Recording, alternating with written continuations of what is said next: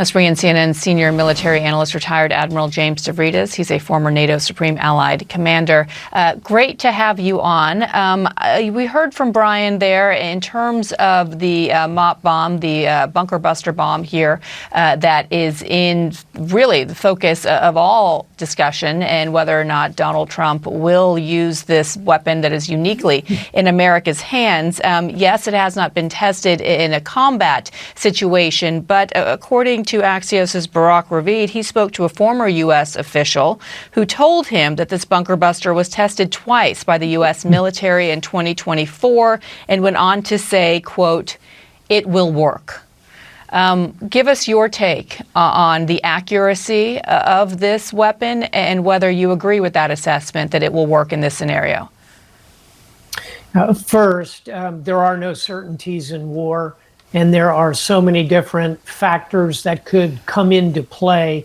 My overall assessment is that this would have a high likelihood of working, particularly if employed the way Brian talked about in that excellent segment of go in first, lay down an initial round or even two, create the crater, then go in on top of the crater. I think accuracy is not the problem. Accuracy of this weapon will be sufficient. The question is quite simple. The density of the granite, of the concrete, what defensive shoring has been put in place. Are you going to need to hit the target twice, thrice, even 4 times?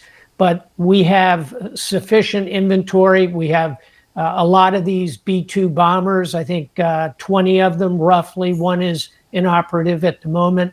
But that capability is there, and I suspect the president pushed the military advisors, General Kane, the chairman of the Joint Chiefs, General Kurilla, the head of Central Command, very hard on that exact point. My guess is that they will have said to him, Mr. President, we have confidence this will be a successful mission.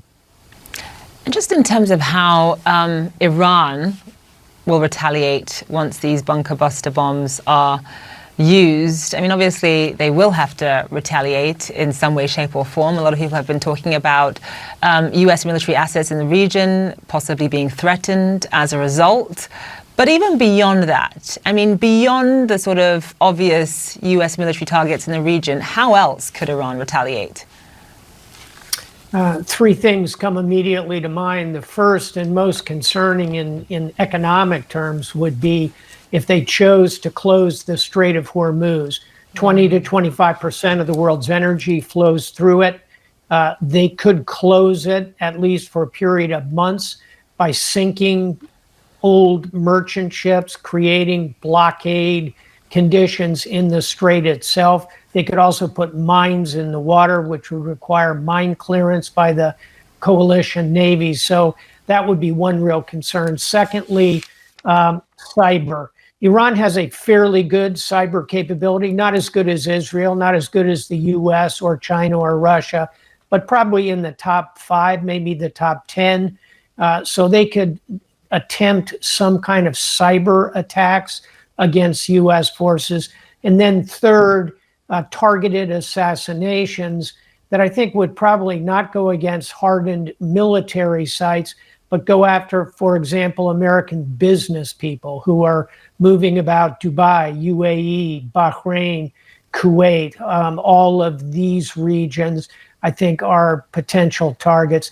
There's 3 acts of significant damage that the Iranians could undertake, in addition to where we started the conversation, the idea of them going after U.S. military bases with their ballistic missiles. Do you see a scenario where it's an in and out, one and done type of, or 1 or 2 or 3, however many bombs are needed? But do you see a scenario where the sole mission here for the United States is to drop those bombs on Fordo and get out? Or do you envision a scenario where once the U.S. is in, they stay in for a significant period of time, given the repercussions from Iran that are expected?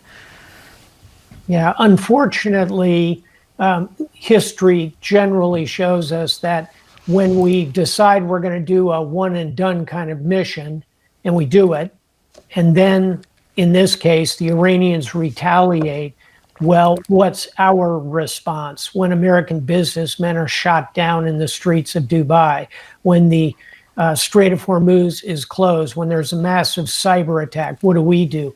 We're going to retaliate. We're going to escalate. We're going to escalate vertically. We're going to increase military option and provide the president even more reasons and capabilities to respond. And then the two sides typically get into an upward spiral of violence. So as much as it's attractive to think, yep, we'll just zip in there, take out the nuclear site, and then nothing bad will happen after that, I think it's pretty unlikely. I'll close with this. When you start a war, and that would be an act of war by the United States against the Islamic Republic of Iran, when you start a war, it's like kicking open a door into a really dark room. You don't know exactly what's in there. Yeah, and I'll follow up with one Israeli journalist who said Israel may have started this war, but it will take the United States to finish it one way or the other, whether it's militarily or if there is an opportunity still here for diplomacy. CNN senior military analyst James Stavridis, thank you. All right, still to come as the U.S.